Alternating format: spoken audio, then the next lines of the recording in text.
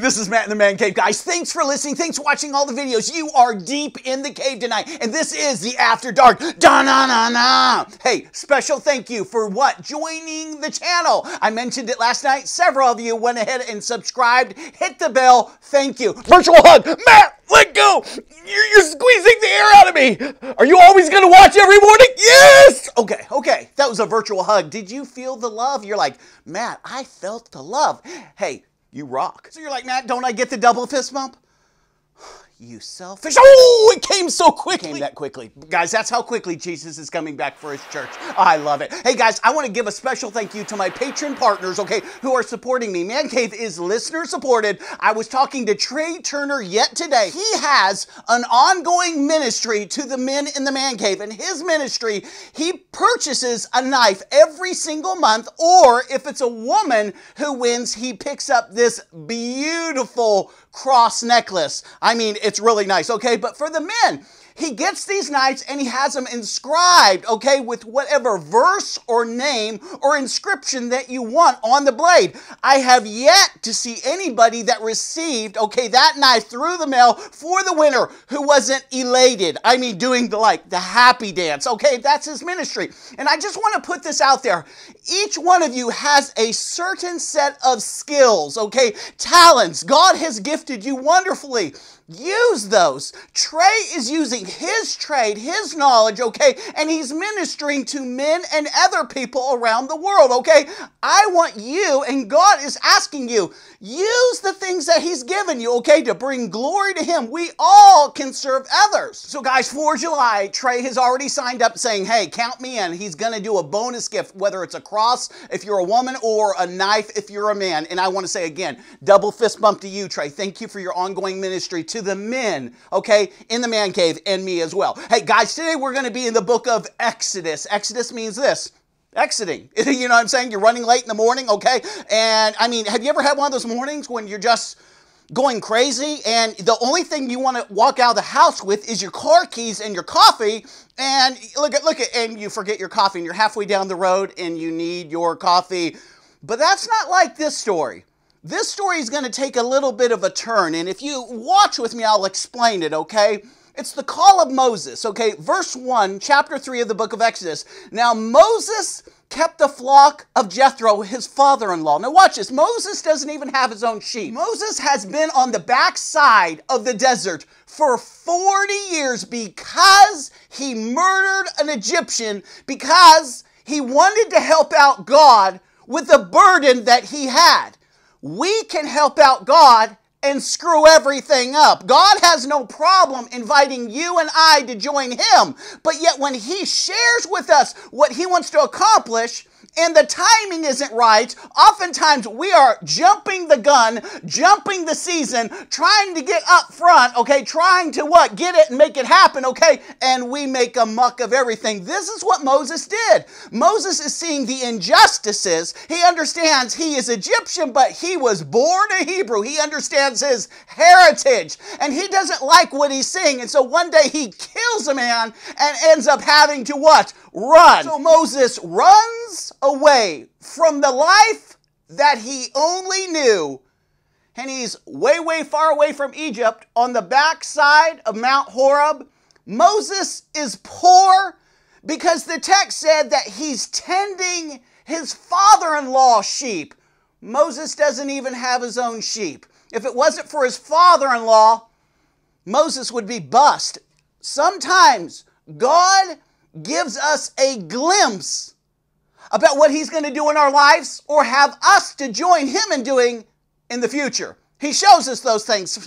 And guys, sometimes it's a dream, sometimes it's a vision, sometimes it's the Holy Spirit speaking into your life. More times than not, God doesn't share those things, because as soon as he shares the plans that he has for you and I, we want to help him in the endeavor. Like God needs help. God doesn't need any help, friend. Guys, it's like we know what he's going to do and how he's going to do it and how he's going to involve us.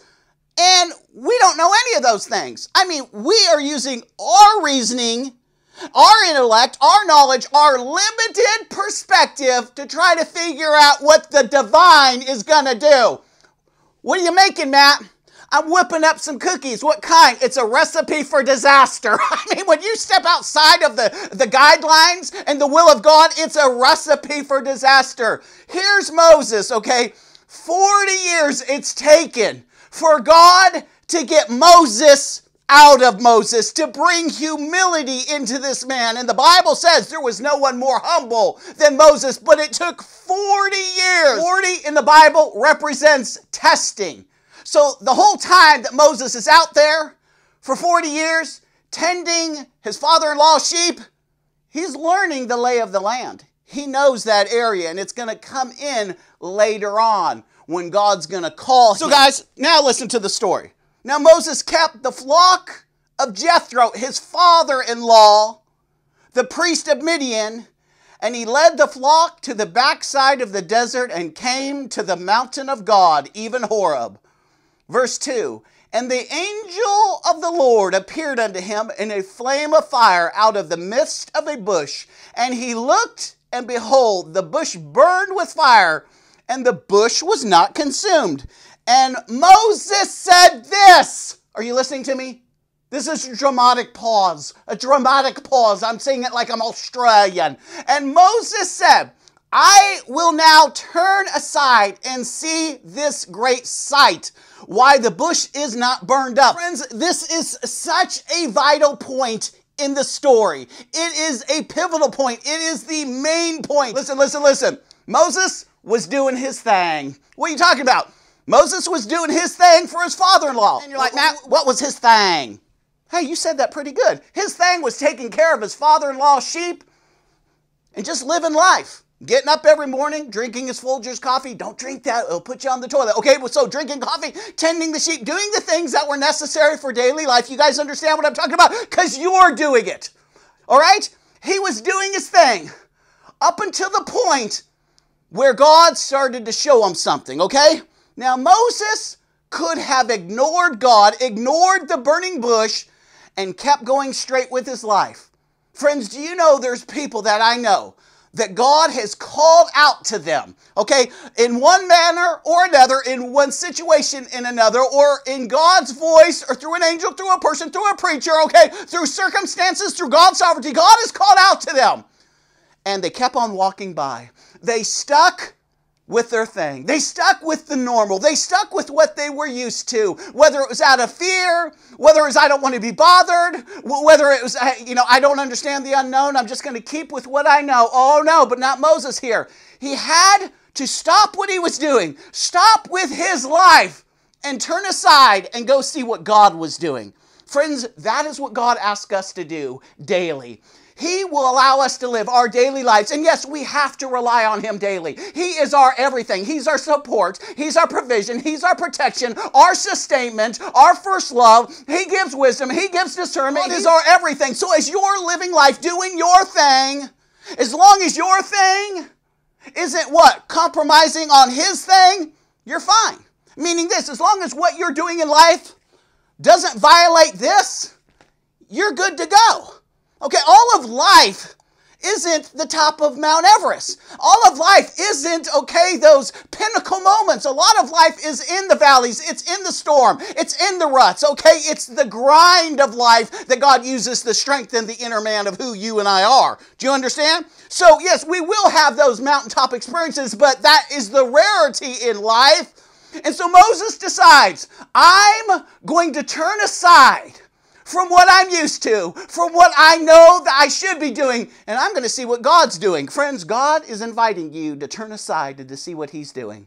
In your normal daily life, he's asking you, join me in what I'm doing. Let's do something different. And when those opportunities come, when those seasons come, when those days come, you need to hearken. You need to get out of this, routine, and go visit God for a few minutes to see how He's going to adjust your life, okay, and change up the plans. It's like a football game, and that quarterback is seeing something, okay, that the linemen aren't seeing, and all of a sudden he backs off the ball and he changes the play. Allow God to change the play in your life anytime He wants to, because that's what makes it exciting. Because, guys, that's what makes life exciting and different, and when we feel empty on the inside, it's because we are not fulfilling our destiny, because we're not listening to God, because we are not turning aside to see what God's saying.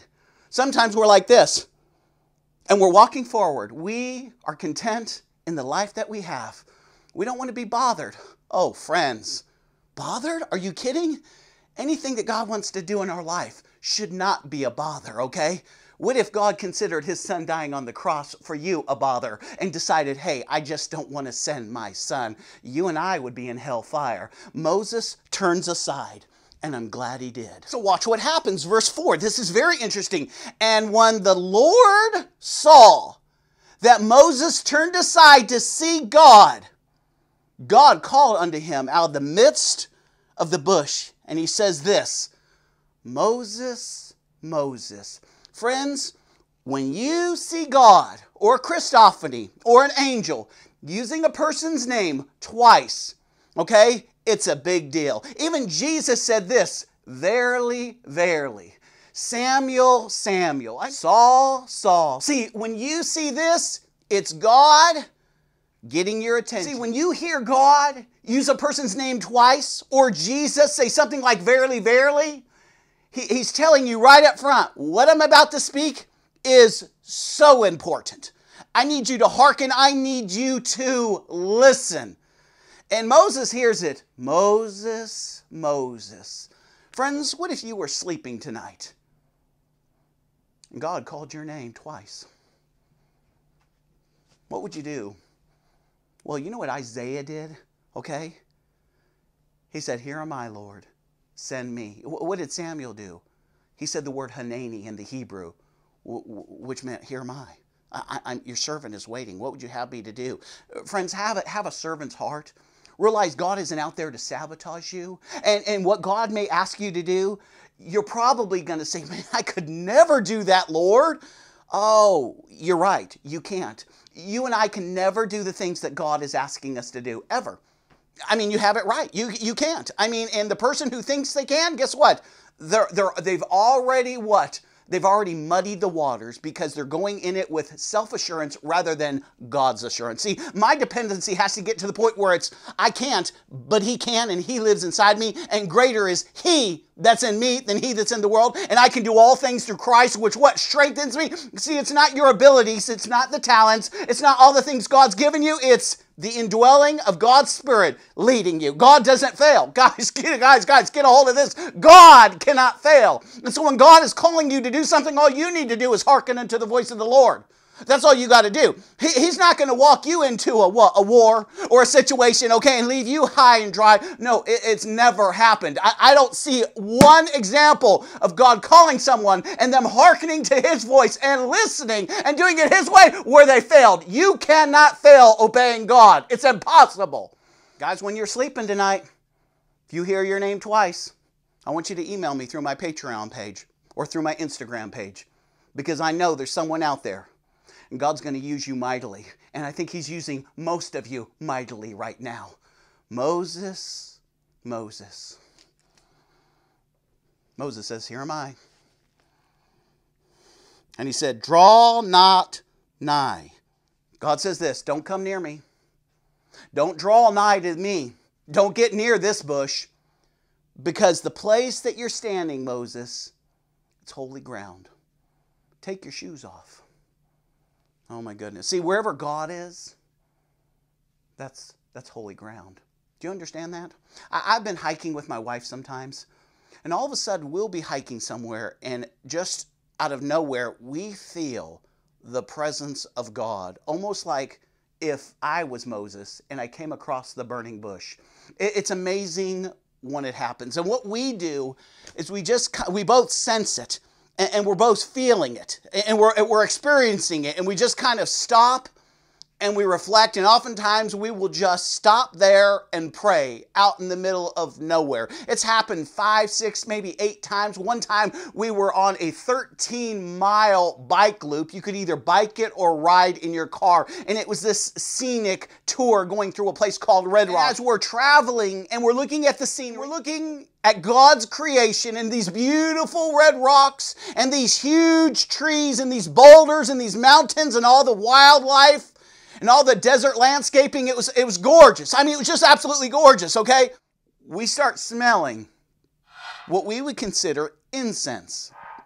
But the air conditioning's on, and it's the kind where it's not sucking the outside air in, it's just circulating the air that's inside. And I'm looking at Tracy, and she's looking at me, and we're smelling this, and what it was the fragrance of God. The Bible talks about it, meaning the presence of God. God's presence was so manifest in our little car as we were traveling, as we were praying, as we were trying to figure out what was the next step in our life, what was the next season, what was God going to have us to do? Was He hearing our prayers? Was He hearkening unto our voices? And God decided, hey, I guess what? I'm just going to show up in your car to show you how much I have it handled. Because we were so uncertain about the future, but God was not uncertain. He knows what every tomorrow holds for you and me. He knows when to show up in a burning bush, in a Christophany, in a theophany. He knows what you need before you ever ask, before you ever raise your head off the pillow. He already has done it, and He's working behind the scenes 24/7 on your behalf. And before you were ever born,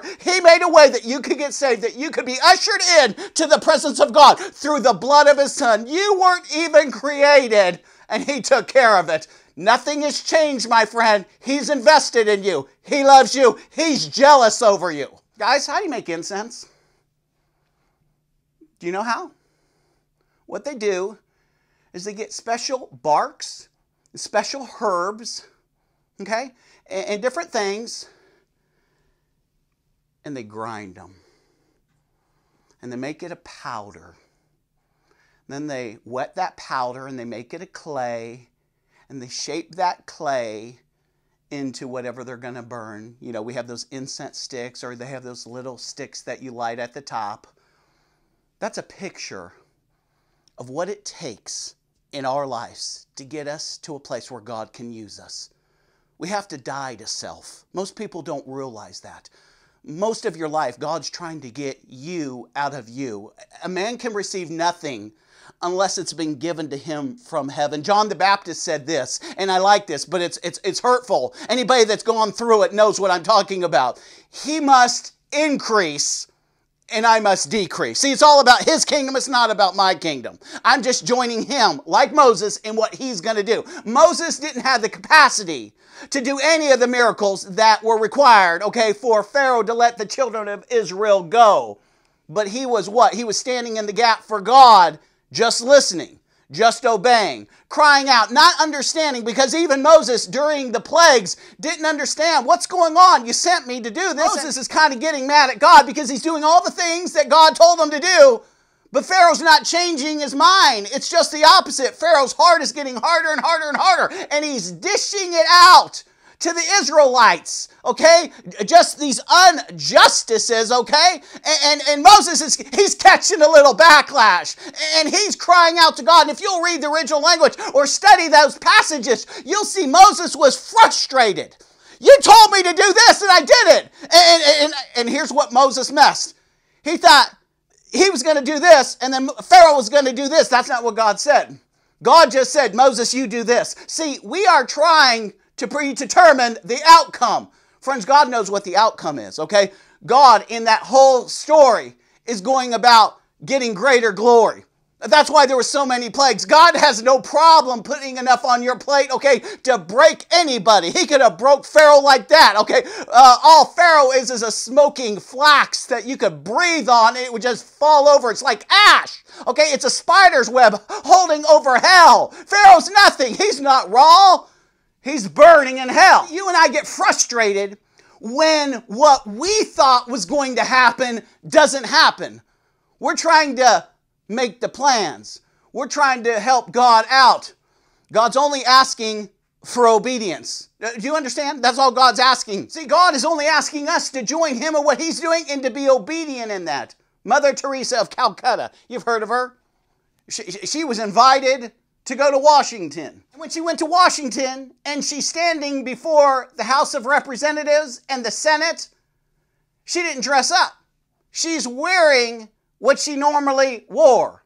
Some worn out sandals and basically rags. And she spoke to those men. And here's the thing. She had more power than all of them put together because she represented him in serving humanity. Listen to what she said and see if this will ring true in your heart. Mother Teresa said, God never asked me to be successful.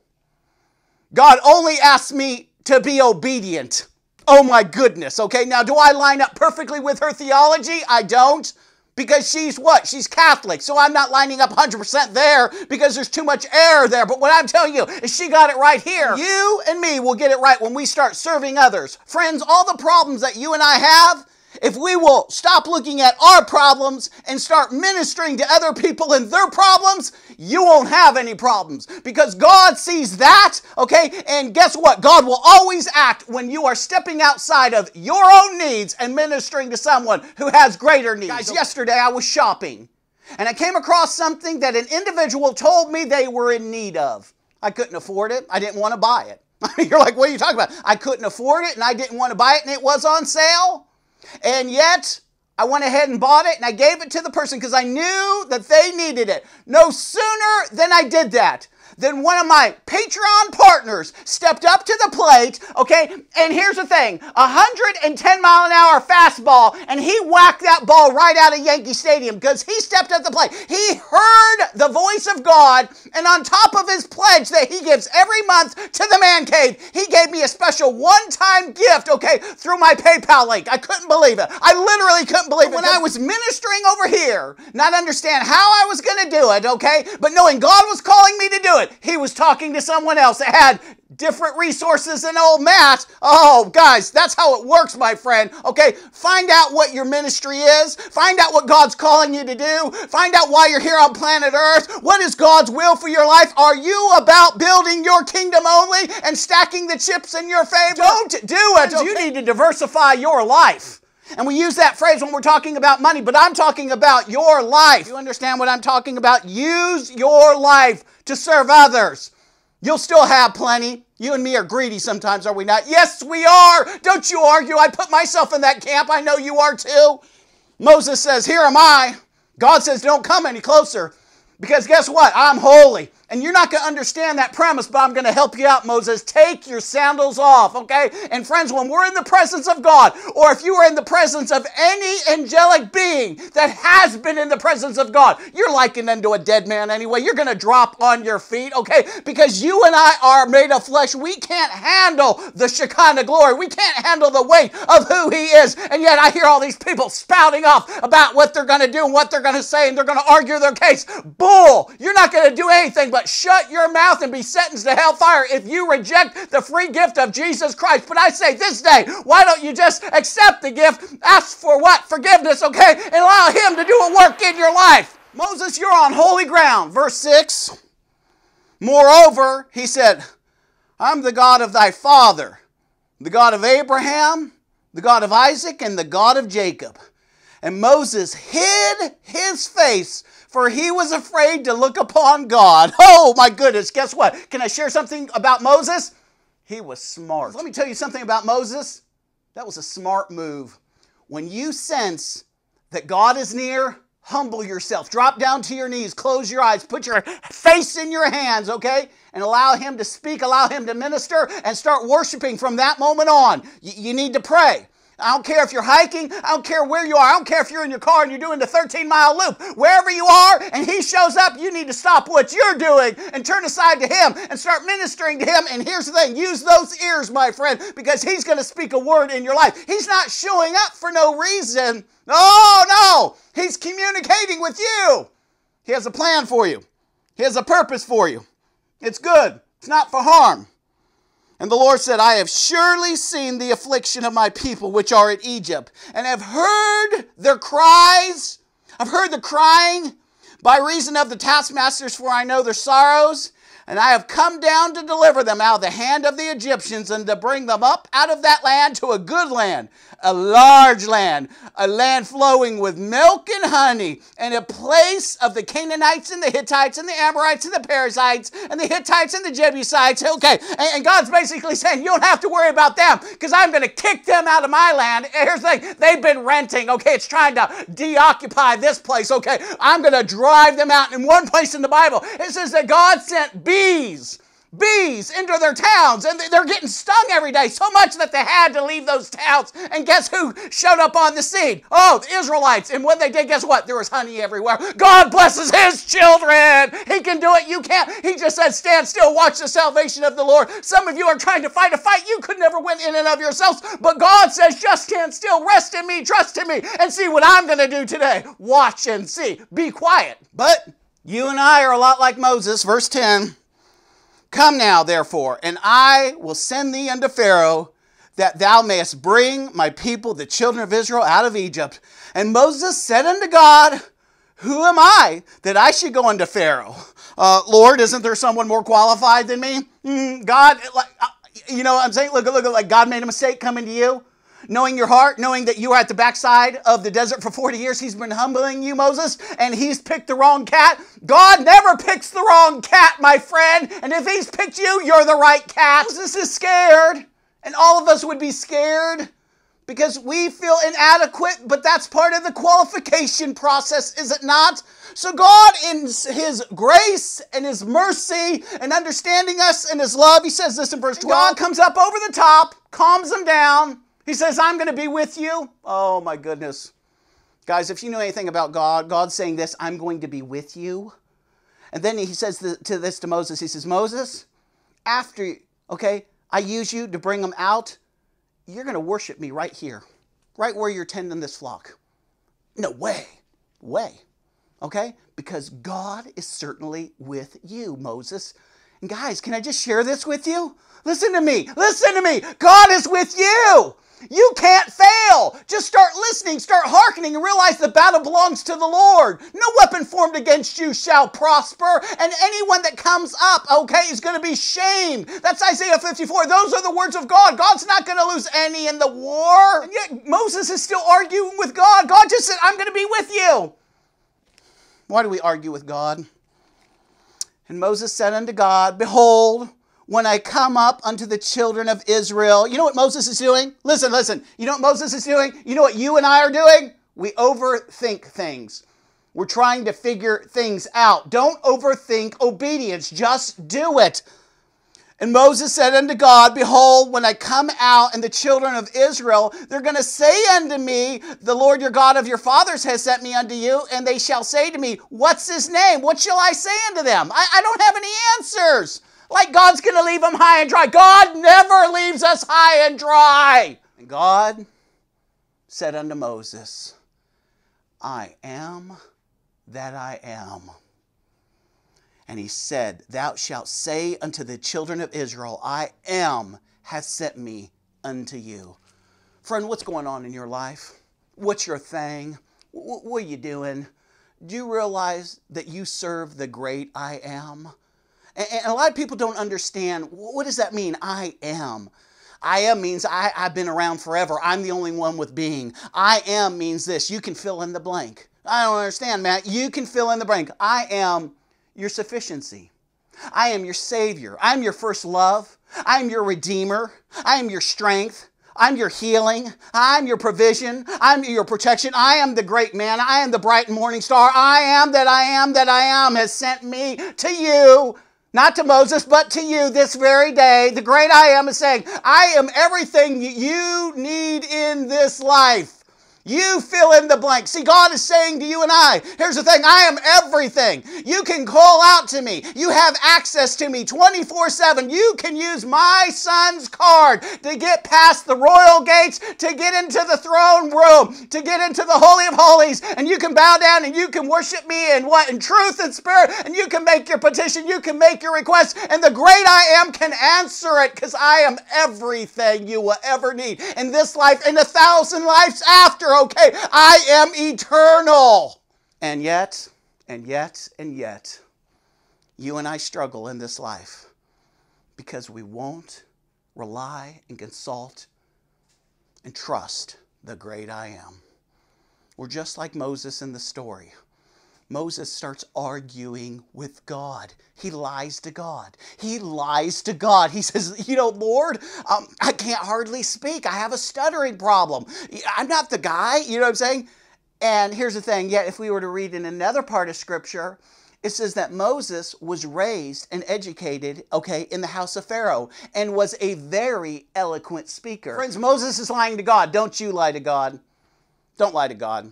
Just tell him up front where you are. He already knows you like a book. He said, before you were created, I knew you. I formed you. So he knows what's going on in your life and mine. Tell him the truth, what's going on. I don't really know you that well, Lord. I know about you. I read about you. I listen to Matt. I go to church. You know what I'm saying? But I've never experienced you on the level that I need to. Friends, I love what this one individual said to Jesus. I believe, Jesus, but help my unbelief. See, that's what you need to pray to God. You need to open up your life to the Lordship of Jesus Christ. He needs to be everything to you. He needs not only to be Savior, Master, owner of your life, but He needs to be King. And you need to take directions, because I'm being directed by a person who created everything and, again, knows my tomorrows and has my best interest at heart. Moses is finally going to hearken unto the word of the Lord. Friends, if God is asking you to join Him, will you? Friends, if you see the hand of God in something, will you not stop what you're doing and go about your Father's business? Will you not figure out what's going on? When you sense His presence, will you not stop and pause? When you start to smell the aroma of the throne room, do you not realize who's there with you? Can you hearken unto Him? Can you trust Him? I mean, here's the thing. We're always looking at His hands because we're greedy instead of worshiping Him for the essence of who He is. Oh, friends, all of life is set before you. The promised land is set before God's children. God was with Moses, but then one day Moses, he's fulfilled his commission. Everything that Moses was to accomplish in this life, he did. And Moses passes the baton to Joshua. And God says this to Joshua, just as I was with Moses, so I will be with you. You don't need to fear. Because God's just saying that. I mean, listen, in the Bible, God says that 365 times. Why? Because in life, sometimes we can get frightened because it seems scary. We're used to this, and God's asking me to do this, and I'm out of my comfort zone, and I'm not used to this, and I'm not confident in this. And I understand. I've been there and done that, and God understands too. God wasn't mad with Moses, but God came along and comforted Moses, And here's the thing, God had every right to be mad at Moses. And there's a little sharp tone there. There really is a sharp tone. But God says this, I'm going to give you Aaron, and he's going to help you to speak, and you two together, are going to accomplish my will. And it happened. Do you understand? No one will stand in opposition to the decretive will of God. It won't happen. Friends, the only reason there was a delay with Pharaoh releasing the children of Israel is because God did that to get the greater glory. Because the Israelites had not seen or experienced or knew the God of the Bible. And God is basically giving them a rough Christianity 101 course about the great Jehovah, the great I am. God is showing His power to the Israelites, and many of them for the first time ever. They've heard the stories, but they're wondering, if there really is a God, why am I here in bondage? And God heard their cries, and there's always a time, and we're closing here, where God hears our cries, He hears our prayers. The things that He wanted to accomplish in the pain and the suffering, He's accomplished, and He's going to act. Do you understand? There's something within the pain, within that season that you and I don't like, that He is accomplishing in all of us, And once that is accomplished, then He sends a Moses, and yet He may be sending you into someone else's life. He may be sending you in front of a Pharaoh. He may be sending you in front of a king or a dictator. He may be sending you to minister to others. Whatever God's asking you to join Him in, you do it. You go to the burning bush. You realize that the presence of God's there because God's there. Take off your shoes, worship God, and realize this. When He's asking you to do something, it's the greatest honor and pleasure. And tonight, while you're sleeping, if you hear His voice twice, don't be scared. Say, here am I. What would you have me to do, Lord? And do it. Hey, this is Matt, Late Night in the Man Cave. Boom! Double fist bump.